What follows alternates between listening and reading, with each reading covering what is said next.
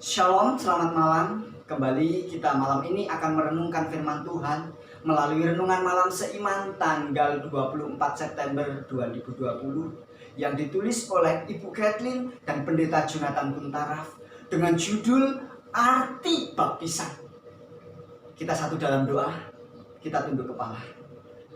Bapa yang penuh kasih, terima kasih untuk kesempatan ini Engkau telah berikan bagi kami untuk boleh kami merenungkan kembali akan sebagian firman.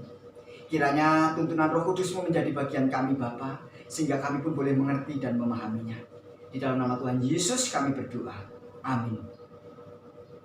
Kebenaran firman Tuhan pada saat ini yang akan kita dengarkan terdapat di dalam buku Roma 6 ayatnya yang ketiga dan keempat. Buku Roma 6 ayat 3 dan keempat mengatakan, atau tidak tahukah kamu bahwa kita semua telah dibaptis dalam Kristus, telah dibaptis dalam kematiannya. Dengan demikian kita telah dikuburkan bersama-sama dengan Dia oleh baptisan dalam kematiannya, supaya sama seperti Kristus telah dibangkitkan dari antara orang mati oleh kemuliaan Bapa, demikian juga kita akan hidup dalam hidup yang baru. Kita telah melihat berbagai ragam acara baptisan. Ada baptisan selam, ada baptisan percik, baptisan minyak, baptisan salju, atau yang dikibarkan dengan bendera. Namun, melihat kepada tujuan baptisan, maka cara selam mempunyai makna utuh yang kelihatan. Apakah makna tersebut? Baptisan merupakan simbol dari kematian dan kebangkitan Kristus. Air yang menutup melambangkan penutupan penderitaan dan kesusahan, sebagaimana di dalam buku Mazmur 42 ayatnya yang ke-7. Oleh karena itu, baptisan Yesus dengan air menggambarkan nubuatan mengenai penderitaan, kematian, dan penguburan yang akan dialaminya. Sebagaimana dalam buku Markus 10 ayat 38 dan dalam buku Roma 6 ayat 3-5 keluar dari air yang berbicara mengenai kebangkitannya.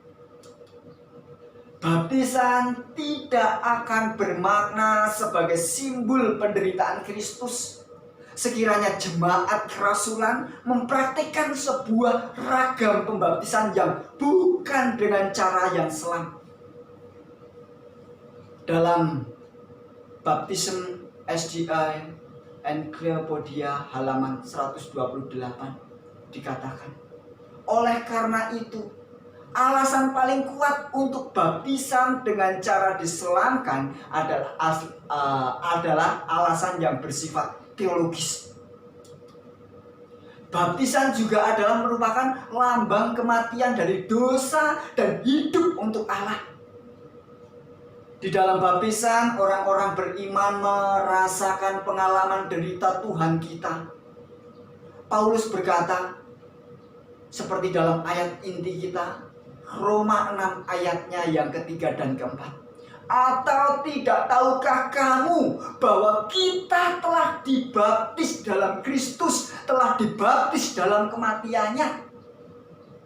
Dengan demikian kita telah dikuburkan bersama-sama dengan Dia oleh baptisan dalam kematian, supaya sama seperti Kristus telah dibangkitkan dari antara orang mati oleh kemuliaan Bapa, demikian juga kita akan hidup dalam hidup yang baru.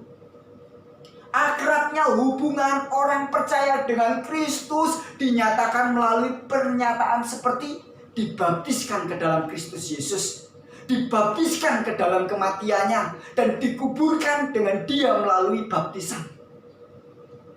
Dengan demikian, melalui tindakan pelambangan dengan baptisan itu, orang percaya masuk ke dalam kematian Kristus. Dan dalam arti yang sebenarnya, kematian itu menjadi kematiannya.